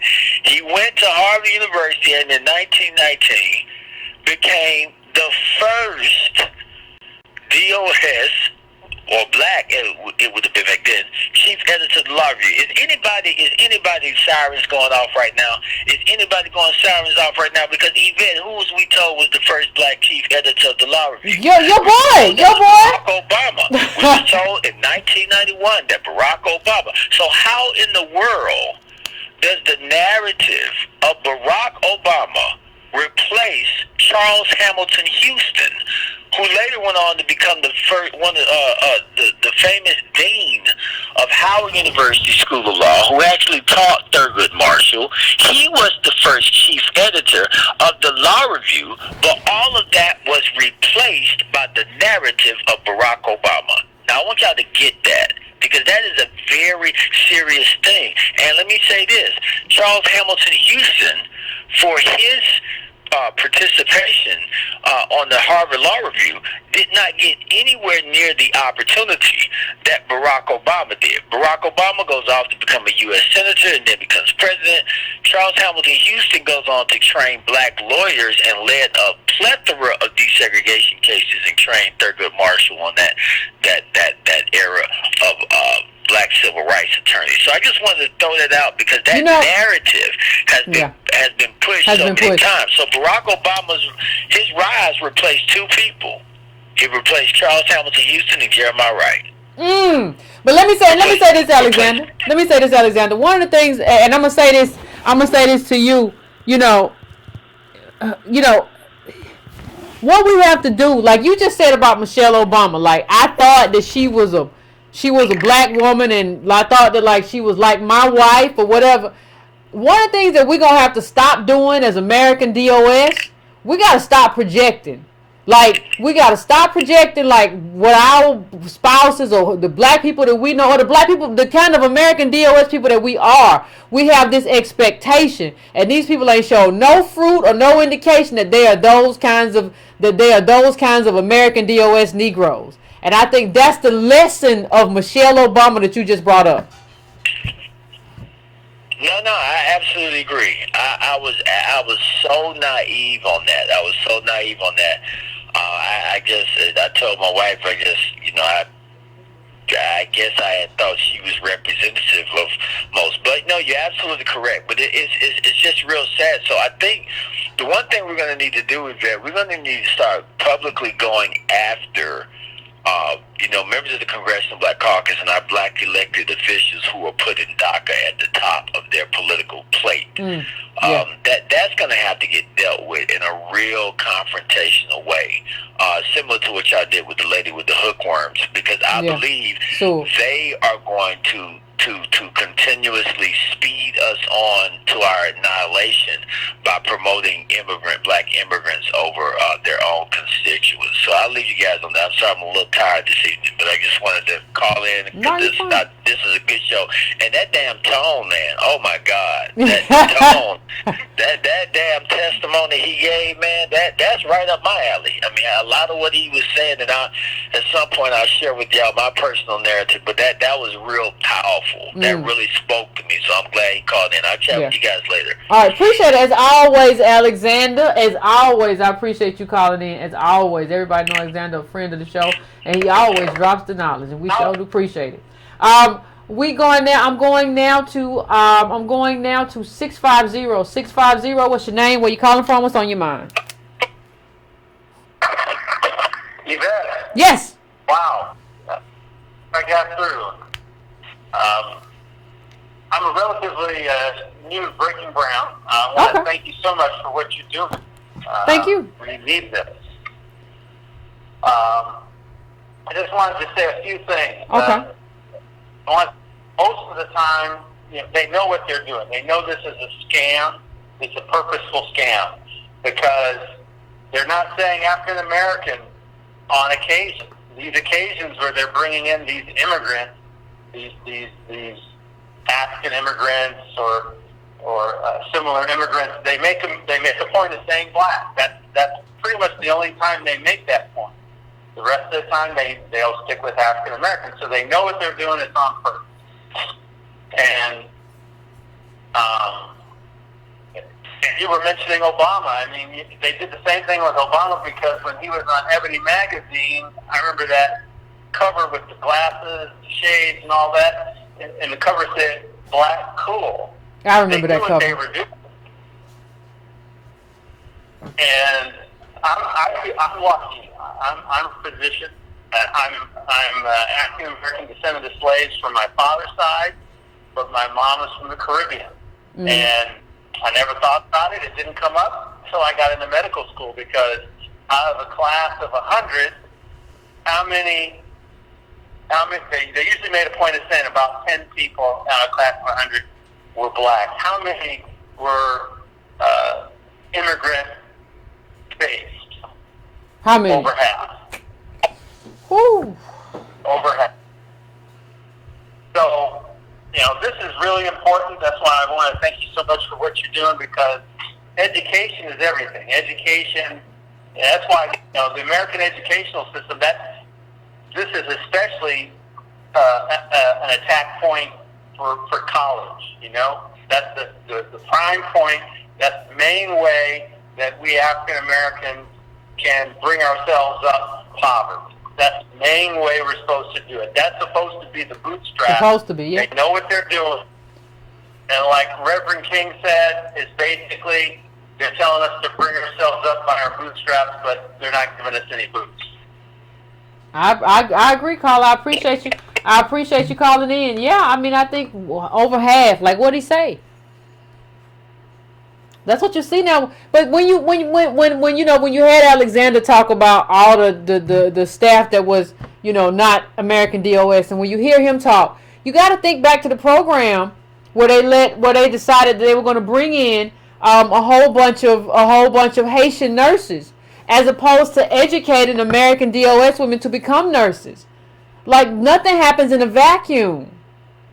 That's not, you can't, that's why I'm so opposed to this H-1B visa stuff. In the sense of, no, you need to educate Americans, especially American DOS, for these things that you don't have, as opposed to just saying like, oh, I'm going to bring in this person to do X, Y, and Z. No, you don't get to do that. And we're not making a huff. We just sit around and be like, well, what we got to do is just got to go school more STEM. All right, I'm going to 843. 843, what's your name? Where you calling from? What's on your mind? Hey, that is Israel from Louisville, Kentucky. How are you? Pretty good. How about yourself? Doing pretty good. So, really one thing that stood out to me tonight, a lot of people, I think, whenever we're talking about these instances where immigrants are taking roles that are really suited for DOS folks, that in economics is winners and losers. And whenever we lose that spot to someone who shouldn't have gotten in the first place, we can't regain that back. That opportunity is already lost. You talk about a lot of times about timing. And in timing, whenever we get that opportunity, we have to make sure we get it, or if we do get locked out, that we hold that person to task.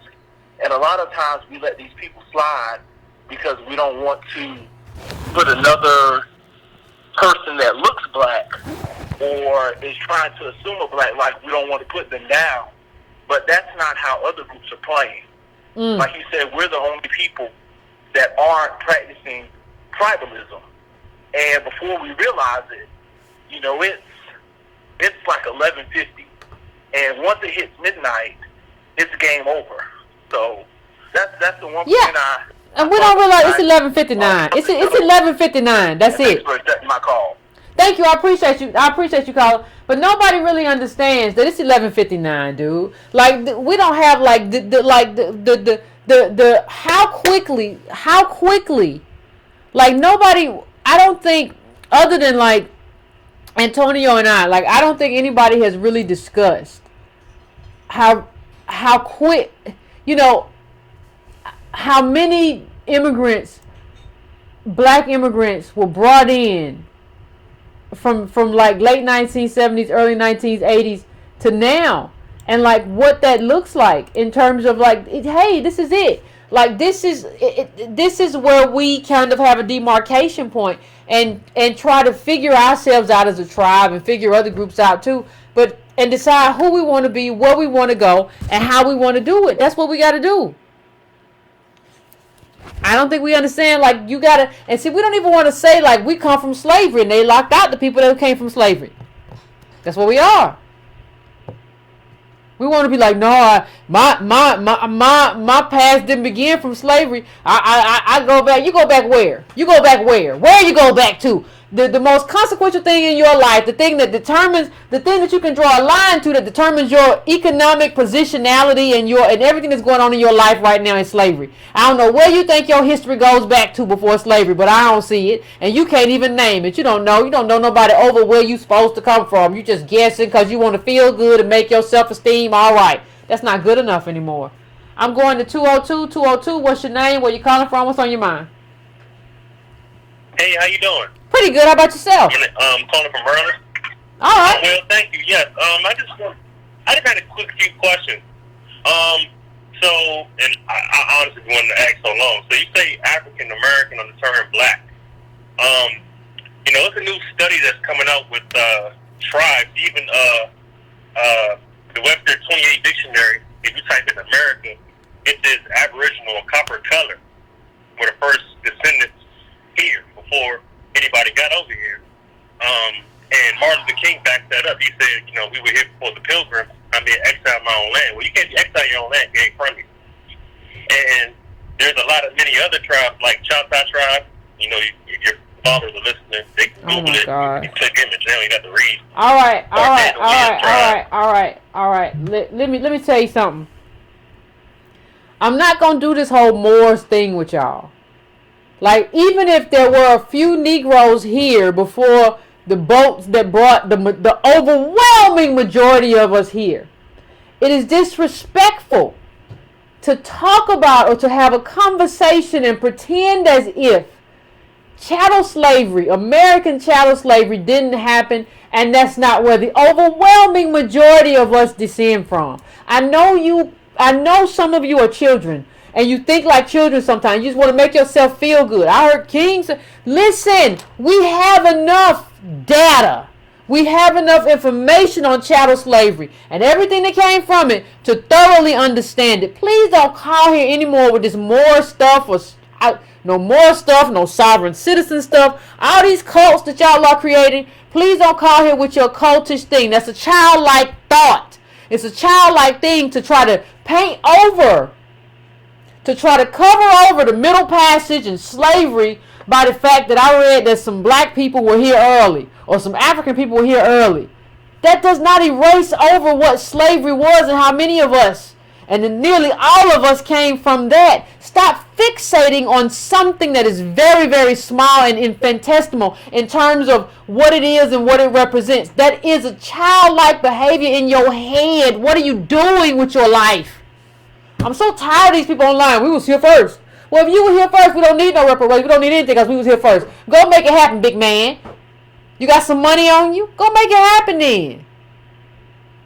Your whole life is your whole life and your poverty, your whole dysfunction is built off slavery, and you somewhere on YouTube telling a bunch of people that slavery didn't happen, and I don't know what I'm talking about. Have fun with that. 914, what's your name? Where you calling from? What's on your mind? Hello? Yes, what's going on? Hello? Yes. Yes, okay. Good evening. Nice to speak with you. Okay, I have 4 points. I'll make this quick. The first point is we need to know who we're dealing with when we're dealing with them. So one thing we need to strategize is where we're concentrated. For example, in the Northeast, we're pretty much, lost the battle to a degree, but we need to know the pockets like Syracuse, Albany, that's where we are. But in the major city in New York, we're not there.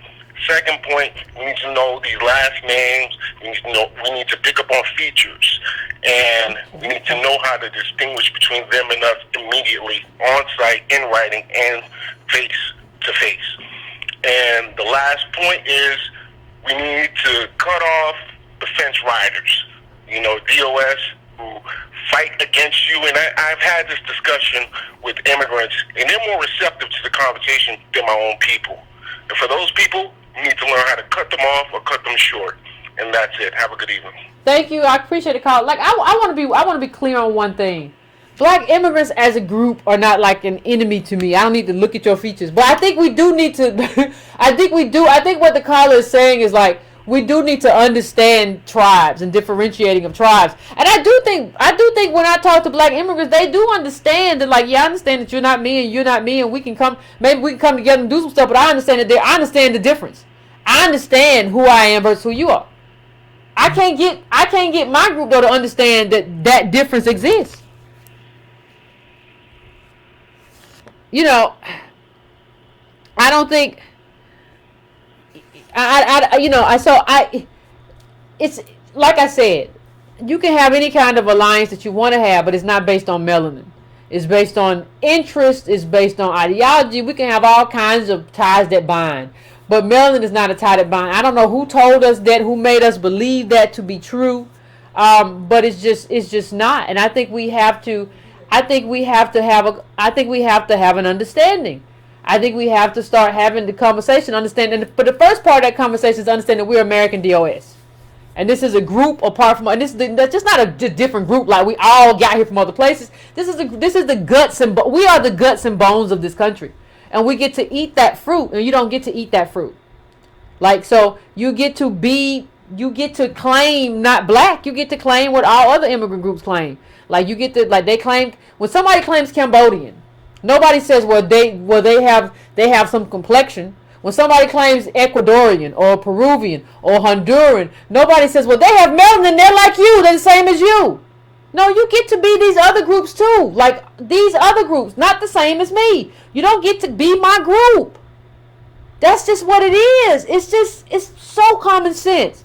So I want to take a couple more calls before I go. I'm going to 214, what's your name? Where you calling from? What's on your mind? Hello? What's going on, 214? Hello? Hello? Can you hear me? Yep. Oh, okay. How you doing, Yvette? I'm doing pretty good. I'm actually in San Diego, California, and I was out here over the weekend. I saw when the highway patrol shut the highway down and whatnot.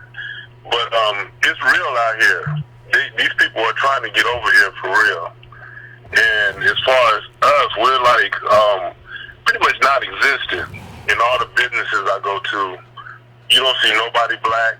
There's not really no real representation here. But I mean, this what you got going on is well needed, and I'm surprised that that a lot of us ain't getting on the bandwagon with this. Yeah, but you know what, Carla, it's so common sense. Like when I said just a minute ago, you get to be Haitian or Ecuadorian, you don't get to be me. What that also means is that you don't get to be celebrated. Like the first Haitian Chinese editor at the New York Times doesn't get a celebration. Like you're being celebrated as me. What being you means is that you don't get to be in the Times. Because being the first American DOS, that's something to be celebrated. But you're not that, so you don't get to be celebrated. But you're taking something that doesn't belong to you, and I don't know where you're from, but I call that stealing. That is stealing. Yeah, that's stealing. But I'm glad I got in. I didn't think I would get in, but I appreciate you taking my call. No problem. I don't mean to be rambling, but it's my first time calling through. But I just want to let you know that this stuff out here is real. It's like we're being squeezed out. And I try to tell people this almost like, say, 15 years ago. I said, man, we in trouble, and y'all don't even see it. Like you go to a restaurant, you can't even really order anything to eat because it's in Spanish. And if you say anything about it, oh, you being this, you being that. But no, it's the truth. How many throughout the United States, where can you go to a black restaurant and eat? You don't hardly see that. Well, we don't have wealth. We don't have wealth, caller. I appreciate you calling in. I'm gonna let you go just because I want to get to some more callers. But we don't even have the wealth to start it. And we can't, and like when you talk about like going to places and there are a lot of a lot of these little Latino restaurants be like almost like black market little restaurants where they just kind of let them do what they want to do or something. I ain't never seen nothing like it until I went to California. Like where they just, what are y'all doing? Y'all out here barbecuing shrimp on the grill or putting, what y'all doing? Is that pesos picante? Like what y'all doing out here outside with the grill? Who let y'all do that? Like it's so much odd stuff that happens in terms of that. So I understand what the call is saying, but understand that we never got a wealth to just create like American restaurants. That never happened for us. And there's going to be a consequence. So I'm going to 510. What's your name? Where you calling from? What's on your mind? Yvette, can you hear me? My name's Seneca Smith. I can hear you. What's going on? Outstanding. Life is lovely. My name is Seneca Smith, and I just want to start this by saying I truly salute you. I appreciate you.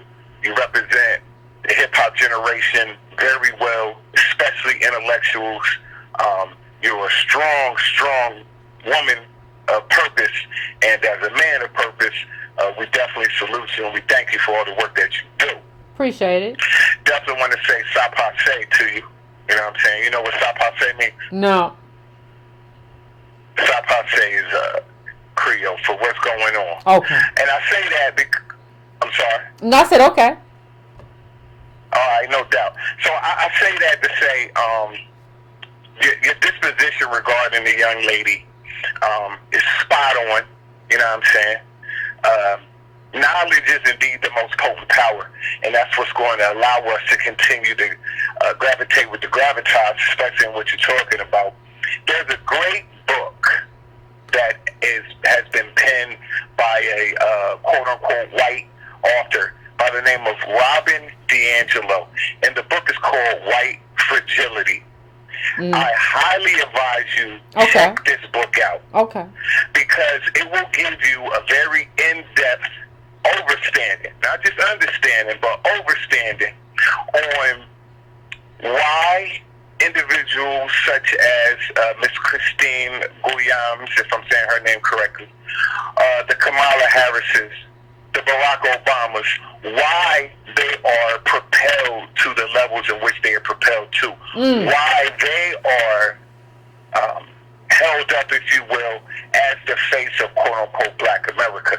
And I definitely appreciate you for speaking on how that term Black is a fallacy, if you will, in describing who we are as a people.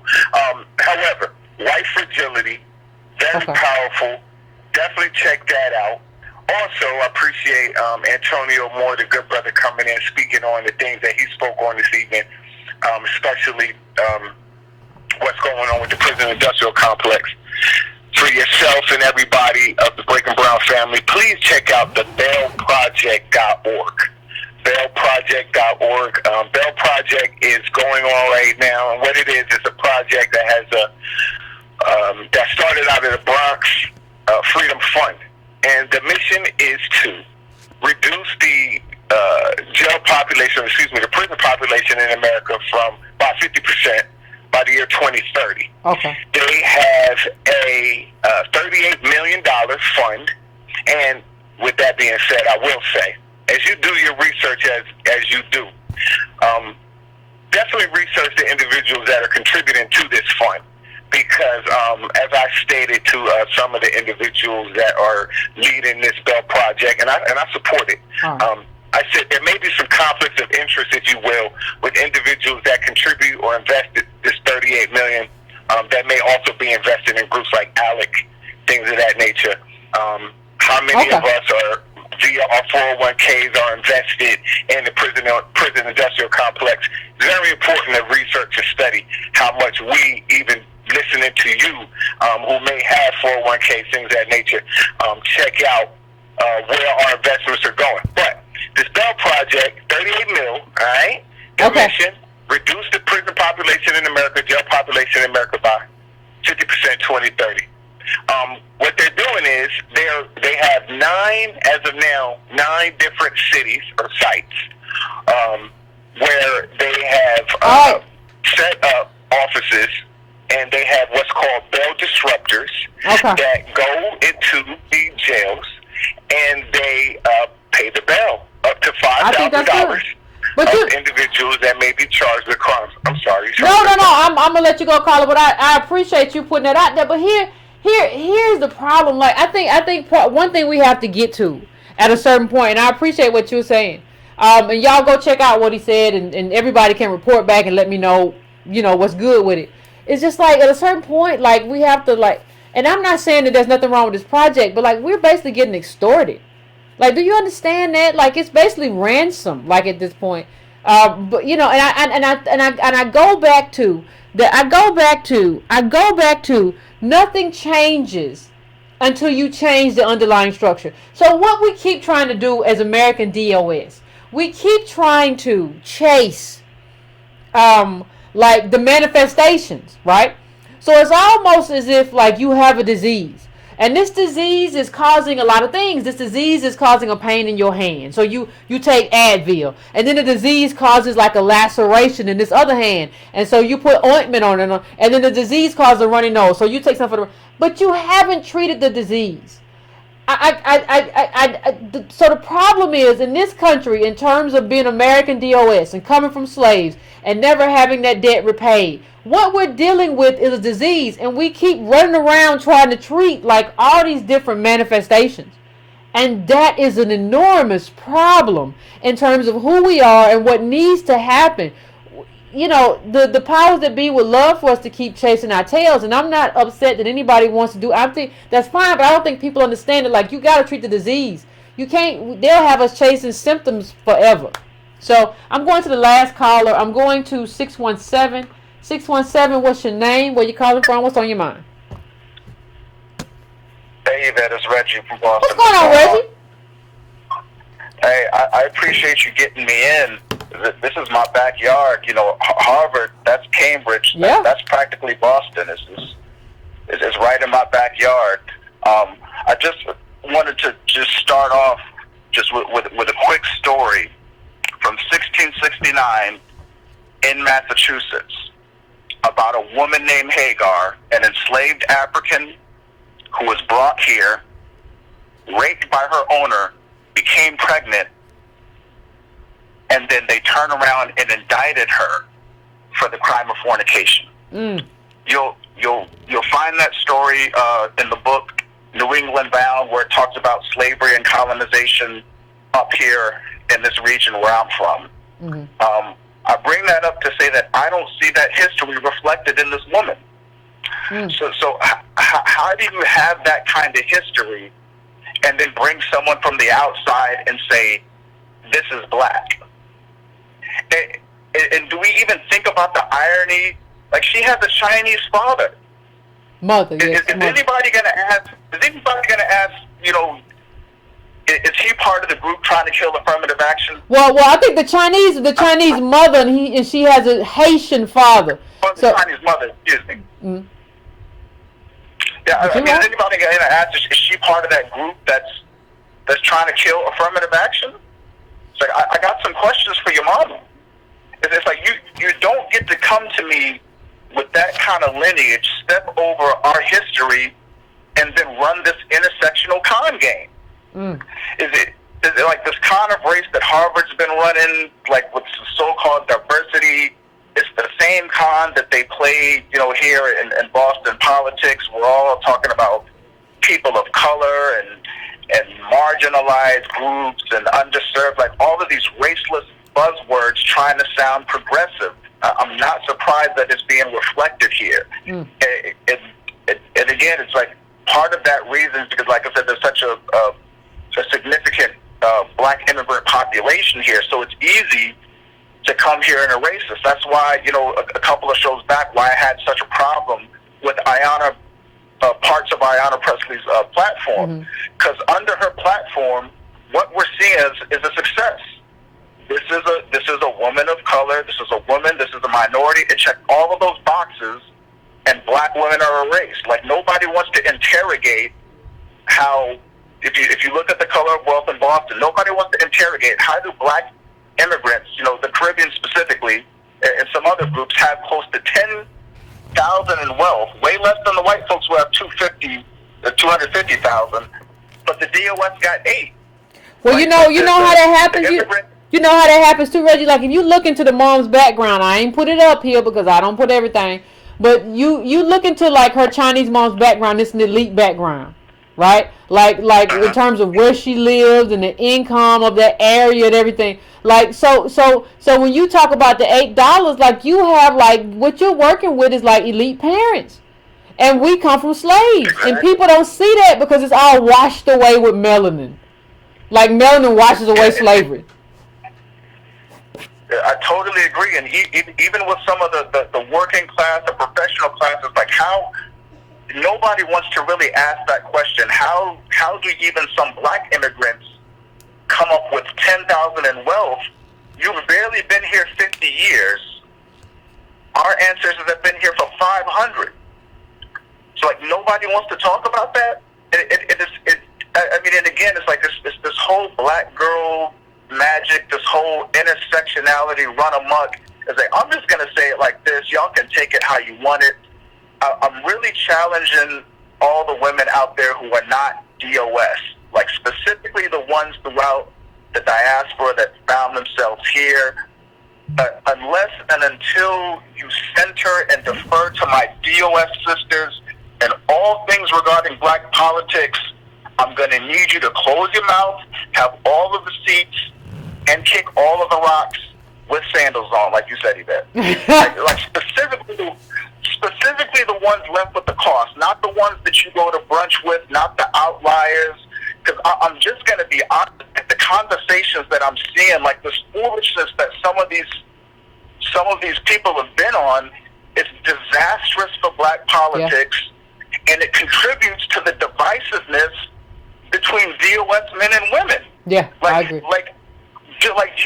Notice a lot of the women that are, screaming the black toxic masculinity and the men are trash.